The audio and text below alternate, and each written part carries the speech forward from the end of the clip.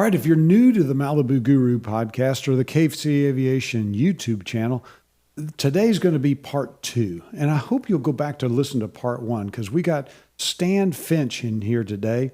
And we've been talking in part 1, we talked about his early days in aviation and his growth with Berry Aviation, talking about military flying, contract flying, on-demand cargo flying, some of the weirdest, neatest, coolest airplanes ever with night vision goggles, just a whole bunch of interesting stuff that Stan got into.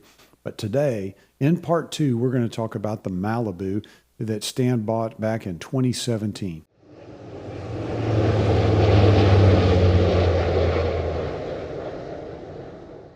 We talked about how you got this really cool past and all these weird airplanes and all this interesting stuff. You are not a novice to aviation. You know how to look at a mission and be able to figure out what airplane is going to solve that mission. Somehow you ended up at a Malibu. Right. How'd that happen? Well, okay. First off, I've been spending a lot of time at airports since 1980. Yeah. And I was a student at A&M when the first Malibu showed up at Easterwood in College Station. And I just remember looking at it thinking, that's like the perfect personal airplane. That was in 1984 or 5. Yeah, 84. Yeah. 84 is when January of 84 is when the first one rolled off the factory floor. There was a few airplanes made in 83. They call them 84 models, but like November, December, they made them. They call them 84 models. But so the 84 is the earliest Malibu.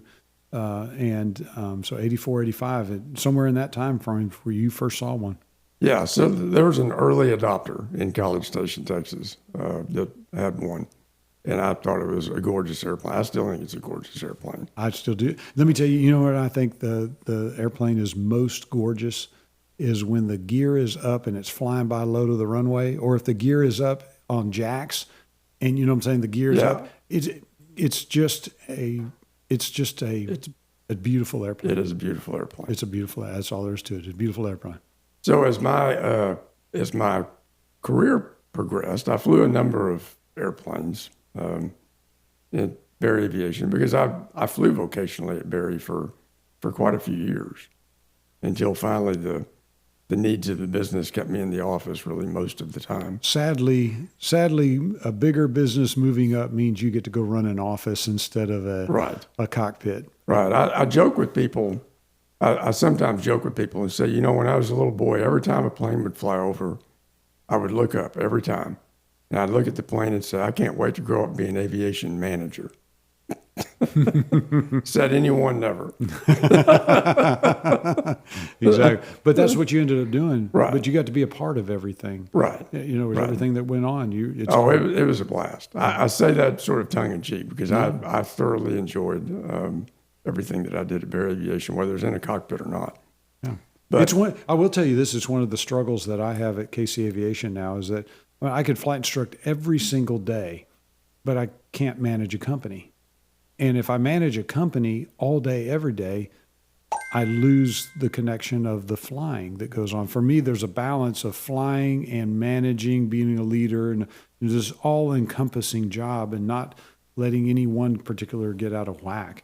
Right. And it is a challenge, isn't it? Oh, it is. It is a challenge.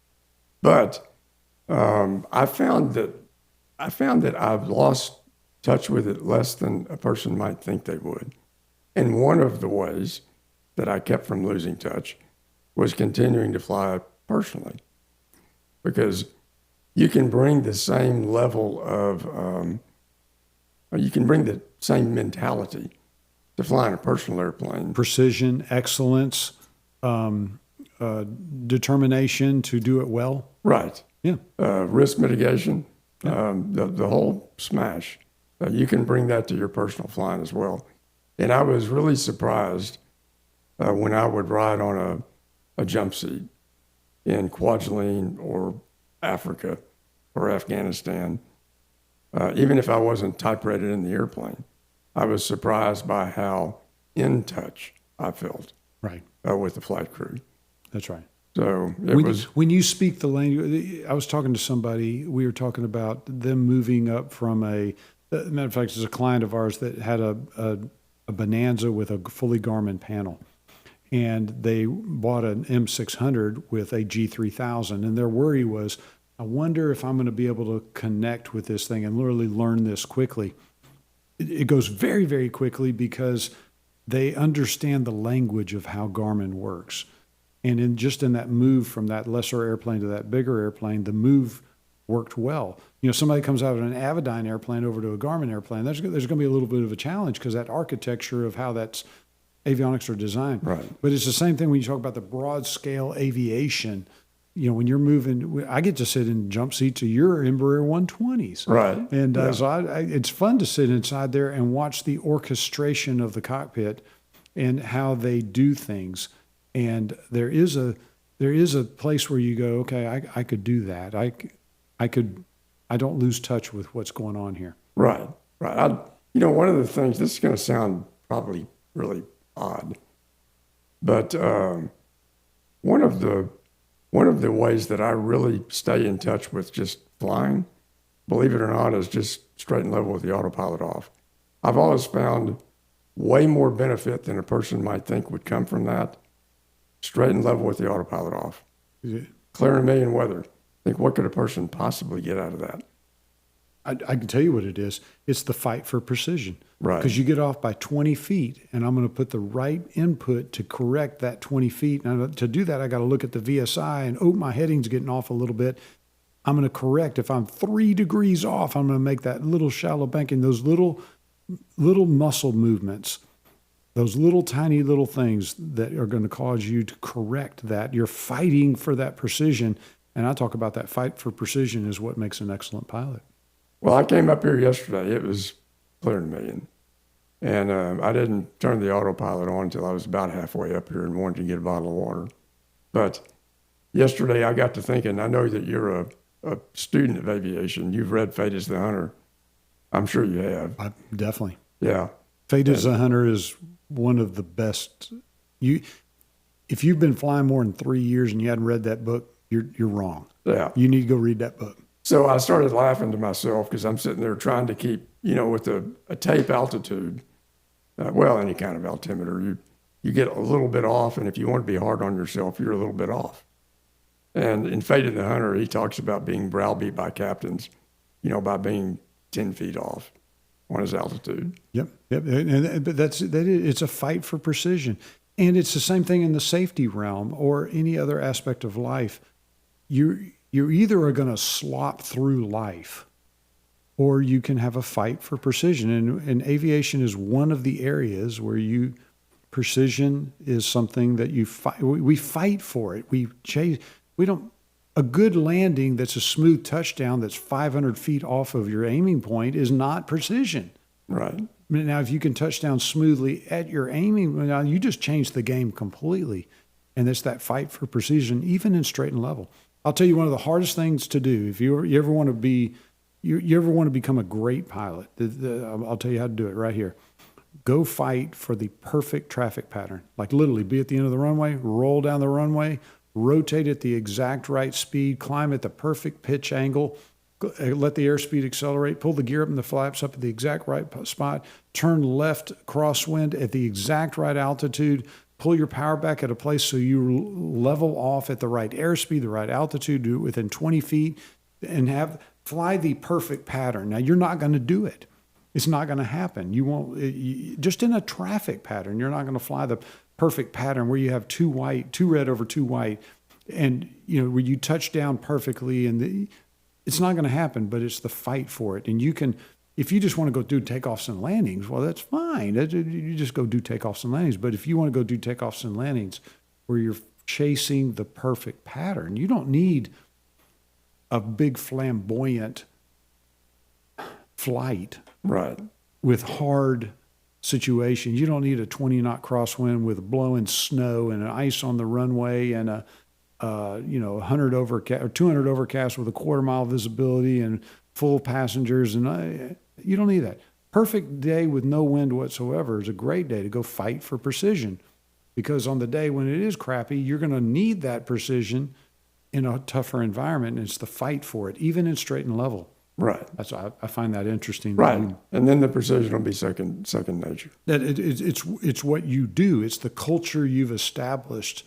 I was flying with somebody here real recently, in the last 2 weeks. I don't want to pigeonhole this pilot, but they were flying and they were like 80 feet off on something where I was like, I want to see your good stuff. I'll tell people that. I said, give me 10 minutes of your good stuff. Show me that you can hold it precisely. And the pilot was kind of slopping through the sky and 80 feet off. And he was like, I'm within, ACS standards. And I was like, well, I don't care. No. Do better than that. If I give me a fight because if you're flying precisely and you're trying your best, and I know it, and that's the best you can do, good, you're fighting for precision, you're within 80 feet. But if you're slopping through the sky, and that's just the culture that you accept, that you're going to slop through the sky. If I'm off by 2 knots on an approach, I'm correcting, because 2 knots is, what I'm saying? Right. I'll have people say, oh, how fast are you going to do these steep turns, like on a check ride? And they'll say, I don't know, somewhere between 60 and 70. I'll say, no. What airspeed are you going to hold? Because I have to, you got a 10-knot buffer. Right. You know what I'm saying? And if you're chasing an airspeed, then you're flying with precision. And if you're supposed to hold, I don't know, 110 knots, well, if you're flying 112, correct.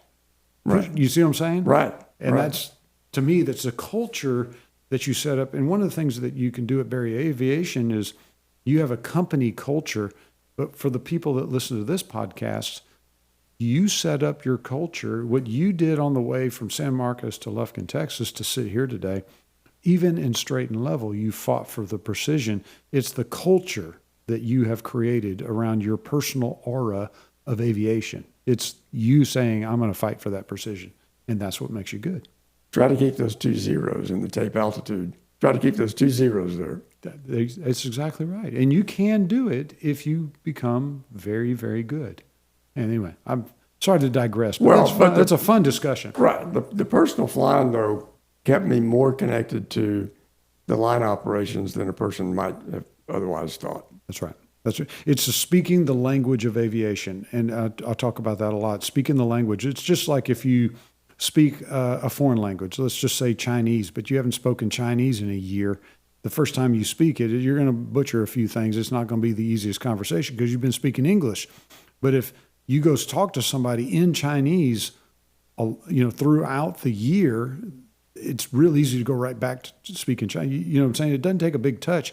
You need to speak the language of aviation, even if it's flying an Aronca Champ around the pattern. It's the same thing you're fighting for in that Aronca Champ is what you're fighting for in your M600. You're just doing it at different speeds and different calibers, but it's still that fight for that pursuit. You can burn 4 gallons an hour and get and get something out of it that's helping you speak that language. Right. Yeah. Yeah. So the Malibu, fast forward from 1984 a lot. Yeah. A lot of airplanes between the here and there. A lot of airplanes. And, looking at the airplanes that I owned between that point and the Malibu, a Cherokee Aero, Piper Seneca 2, a 210L, Turbo 210 N model, Cherokee 235, lots of Pipers, but 210s also. So before the Malibu, I owned a turbocharged 210, great airplane. I mean, awesome airplane, incredibly capable. Mm-hmm. It's not hardly possible to overload Right. a turbocharged 210. Absolutely. I mean, top it off with gas and still put more people really than comfortably can fit. Right. Exactly. But one thing I did notice is that after a long trip at 9,000 or 9,500 or 10,000, well below altitudes at which the regs say you need to be on O2, I would just be fatigued. Right. And I did an interesting experiment. So I got one of those little clamp on your finger blood oximeters. Yeah. Pulse oximeter. Yeah. Because my wife didn't feel the fatigue at all. She was fresh as a flower, no matter how high we'd been for how long. One of my daughters was fatigued like me, and the other one wasn't. So we were 50-50. So we took the pulse oximeter, and we all four were going somewhere. And we leveled off, we checked before takeoff, near sea level, San Marcos. Everybody was like 98. And then we get to 9,000 feet, and we check everybody. My wife and the daughter that always felt good, they were still 98.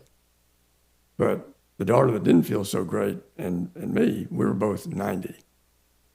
Did something with our blood. Just physiologically, there's Right. Humans are different. I mean, this daughter is a marathon runner. I mean, she's in incredible physical condition.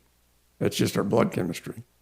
And so I said, you know, that Malibu in 1984 looked gorgeous. There's one in the hangar at Berry. And I need to go check that out. I need to go check that out. And I went and looked around it, and it wasn't long. Within a month, we went and looked at that Malibu over at Coulter Field in Bryan, Texas. You had sold them. Yep. And that was how I got introduced to you. Yeah, that was the college trio. Yeah. Is what I called them. Those guys were cool. Those are Gene, David, and Brandon. I remember Gene. I remember that name. Yeah, they're great guys. And pretty airplane. Pretty airplane. Yeah, exactly. And you got to sit in one, see one, see what Right. it's all about. You didn't buy that one, Didn't buy that one, but the hunt was on. but the hunt was on. Yeah, and you learned what a good one looks like. I also took my wife. Oh, So she said, "This is great. When are we getting one?" and that was it. Yeah. And it was a beautiful thing. Have you enjoyed it? Oh, it's just been great. Yeah. Absolutely no regrets. Yeah. So when we started looking, and I say we had a partner in the 210, the same partner that I have in the Malibu. I really wanted a Continental powered one, just because I like big Continentals. Yeah, exactly. It's a great engine. right. That's it. And I love the fact that it was designed to run Lena Peak. It's not a hack. That's just the way it was designed. Right. But probably as much as anything, I just prefer big Continentals. Right. It's just Ford, Chevy, vanilla versus chocolate, whatever. Yep. And so they're getting harder to find. They were even harder to find back then. Right. And I really wanted one. I did not want a Gar Kenyon. I really preferred, which You want a Parker Hannafin. which locked us into an 87 radiate, which makes it a much smaller pool. Very narrow window. Yep. Right. Mm-hmm. And so we found this airplane, the 87, on what was then MOPA's website. Yep. And called the guy and made a deal. Made a deal. And it's been a good airplane for you. You've got a Garmin-ish panel in it. It's not like the newest Garmin, but it's plenty good Garmin to do all the work you needed to have done. It is, yeah. And long legs, good airplane. You can go a long way.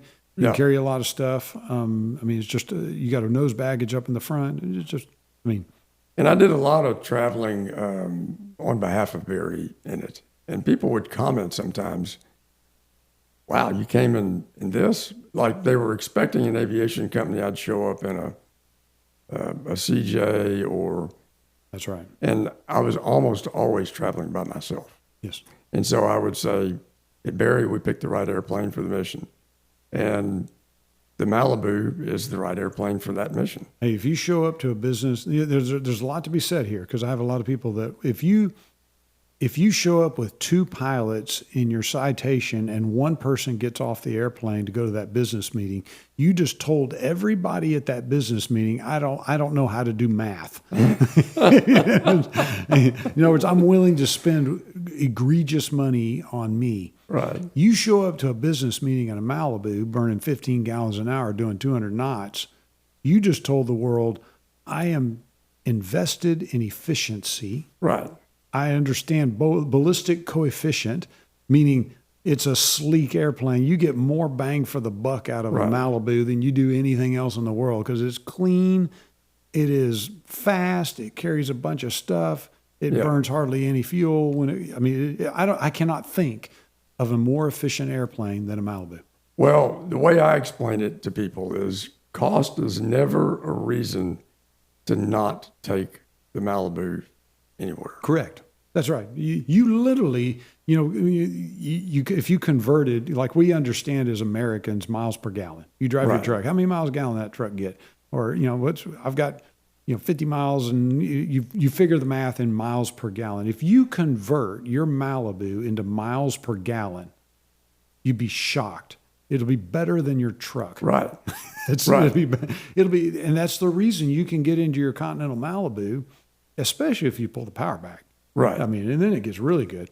But you go look at that, and you can do the math in miles per gallon. You go do all the configuring that you need to do. Make sure you go statute miles, so it's like your truck, Right. Right, because your truck's using statute. So don't make the mistake of doing nautical and statute. But go do the math and figure out what that is. It'll floor you to see that your Continental Malibu is just about as efficient as your truck. Right. And it does, and quite a bit more efficient than the 210. Or the Cherokee 235 or the Seneca. That's right. And the glory of the whole thing is pressurization. Right. Because now, that doesn't mean you're going up 25,000 every time. What it means is when you choose to fly between, let's just call it 15 to 20,000, somewhere in the comfortable teens, your cabin altitude is 2, 3, 4, 5,000. I mean, yeah, my cabin altitude is never over, for the altitudes I operate the airplane, it's never over 6. Right, exactly. I mean, if you're at 25,000, you've got a cabin altitude of 9,000 feet, but hardly anybody goes there. Right. The glory of the Continental Malibu is going to be somewhere in the teens. It's really home for the airplane. You get a fast speed, you get a low cabin pressure, you're still going fast. That's where it just really, really shines. And the difference is pressurization. Right. That's really what you went for. Because Right. there's no reason to sell your 210, unless you just want a different airplane. But that's a great airplane. It's a great airplane. It's a great airplane. It's not pressurized, and that's the problem. But once all the wife and kids rode in the Malibu, because we did all of our family vacations every year, we're in the airplane and going somewhere. Yep. Somewhere in the United States. We'd make whistle stop tours in whatever airplane we owned at the time. And once they rode in the Malibu, by then the kids were all getting older. Mm-hmm. Two of the kids were out of the house, but we would still do vacations together occasionally. Yeah. And the only question they would offer was, why didn't we get one of these sooner? Yeah. Yeah. Talk to me a little bit about what it's like to own a Malibu under partnership. You've got a partner. I do have a partner, and ours was a partnership made in heaven, I guess. It's worked really well. Yeah. I think probably the first thing to figure out in a partnership is how each partner views maintenance and whether or not they want to carry squawks, whether or not they want to evolve the airplane. Mm-hmm. And if you're on different wavelengths on that, you need to Rethink it. You need to rethink the partnership. Yeah. Yeah. My partner and I are very much on the same page on all that. Right. And, honestly, you'd be a great guy to be a partner with because you understand aviation maintenance so well because you're dealing with it so much with Berry Aviation. But the fact that you understand it and y'all agree upon the level of maintenance you're looking for, and you've mentioned in your earlier talks about how you're going to find the person that knows what they're talking about, and that's the person that's going to help you. You've built Berry by finding the subject matter expert, the SME, right, on that particular thing. And maintenance is the same way. Absolutely. Maintenance is the same way. You want to find that person that knows what they're talking about. Sadly, for the Continental Malibu, is that Kevin Mead, who is the subject matter expert in this airplane, there's no doubt about it, but he stopped doing Continental Malibus. And so that kind of left a little bit of a void in the marketplace for it. Right now, if you open up our door at KC Aviation, if you went over KC Aviation Services, you go over to our hangar. Right now, there's 3 Continental Malibus inside there getting worked on. And that's not because they need a lot of work. That's because we're going to turn into a Continental Malibu shop. We're not going to turn loose of the Continental Malibu. And I understand why Kevin and some other shops have stopped doing that. None of the service centers will work on a Continental Malibu anymore. Kevin won't, and I understand why. It's because he's got so much work and he needs to keep his employee focus in a certain area. And this is a whole nother niche to be in the Continental airplane when all of the other years are Lycoming airplanes. But we believe the Continental Malibu is a great airplane. And so we're going to continue to support it and be a part of it. And I say that to say to the person that's out there listening to this that's thinking about a Continental Malibu, there will be service for the Continental Malibu out there. It's too good of an airplane. It's just too good of an airplane. I think another 50 years from now, people will still be running. If there's a such thing as 100 low lead or 100 UL or something that'll burn in that engine, if they can figure that out, there'll still be a Continental Malibu because it's so stinking efficient. It is. It is awesome. I'm when you fill the airplane up, I'm still surprised by how much flying you can do and how much is left in the tank. You can go with half fuel, load the airplane up with 6 people, bags in the front, bags in the back, and still go 700 miles. Right. I mean, it's just insane what you can do in a Continental Malibu. It is. It's if you're chasing efficiency, you're going to end up with a Continental Malibu. Now, if you're over 6'2", you're not going to get a Continental Malibu because the interiors are not designed. The seats don't lean back very well. There's not ergonomically the best. The Mirage is way better. And you do end up with kind of a tale of two cities with a Continental Malibu in the sense that they are either like yours, impeccably maintained, beautiful versions of this airplane, or they're a derelict, somebody that bought it that can barely afford it, barely got into it, didn't put the maintenance into it, and now they're going to try to sell it off to the next, yokel that's going to grab this thing, and thinking they got a really good airplane, they're going to have to dump a boatload of money to bring this airplane back up. So you got to be careful that it's somebody that doesn't want to put the maintenance into it. But one like yours and a lot of others that are out there, and you can tell instantly because a premium Malibu today is going to go for $500,000. I mean, rivaling a Mirage that is 15 years newer, but still people want the Continental Malibu because it's so efficient. But there are some dogs out there, and you got to be careful of those dogs. And that's if you're wanting a Continental Malibu, make sure you get one of the really, really nice ones, not one of the dogs, right? Because you can get burned real fast if you don't know what you're doing in this space. Yeah, and then follow it up by taking it to people who know how to work on it. The only people need to touch your airplane is people that know it. I'll give you a good example of this. We had a client come in here not long ago. This is a perfect example. Air conditioner didn't work right. Took it to a person that doesn't know anything about that air conditioning system on that PA-46. Turned out, we went flying. They had cranked the pressures up so high that literally his compressor shot out a piece of metal out of the top of it, blew oil all over the place, purely because some maintenance guy didn't know what he was doing, cranking that thing up into a place it shouldn't have been. Wow. Literally destroyed a compressor and could have been really ugly. I say all that to say a person that knows what they're doing on that airplane would have treated that airplane differently. Right. You got to go to somebody that knows what they're doing. You got to go somebody that specializes. Well, since 2017, we bought it in 2017, and every annual has been with Kevin or Malibu Aerospace. We did do one at our local shop in San Marcos because of it wasn't that intentional. It was kind of a comms glitch, scheduling comms glitch. Yeah. But every annual's been at Malibu Aerospace or with Kevin. Yeah. And this year we're bringing it to you. Good. In April. But both of those shops, Kevin Mead, I think is a gem in our community. You'll never hear me speak a bad word about Kevin or his shop because I think he's just absolutely incredible. Malibu Aerospace does a fantastic job. They do. They are. I mean, you want to talk about one of the most nitnoid shops out there. They're fighting for precision at that shop, and I love them for it. We think we're the same. And there's plenty of room in this marketplace for all of them and all of us. And Minnesota's kind of far away for us, but again, we love them. We do a lot of work with Kevin Mead and his shop as far as sending airplanes back and forth, and we think they're great. But we want to be people that are focused on the Continental Malibu as well. We think it's a great airplane. So that 84 to 88 versions are really, really wonderful. It is. And the avionics, like you say, we didn't do the full meal Garmin deal, but we've got the 7-inch G500 TXI, 750, 650, and the GFC 600 autopilot. You got them. You got what you need to make that. You could do a few little upgrades to make this a little bit better, Garmin panel. But what would you get? And the answer is not a lot of bang for the buck for your increase. If I owned your airplane, I'm not touching the panel. I'm not doing anything to it.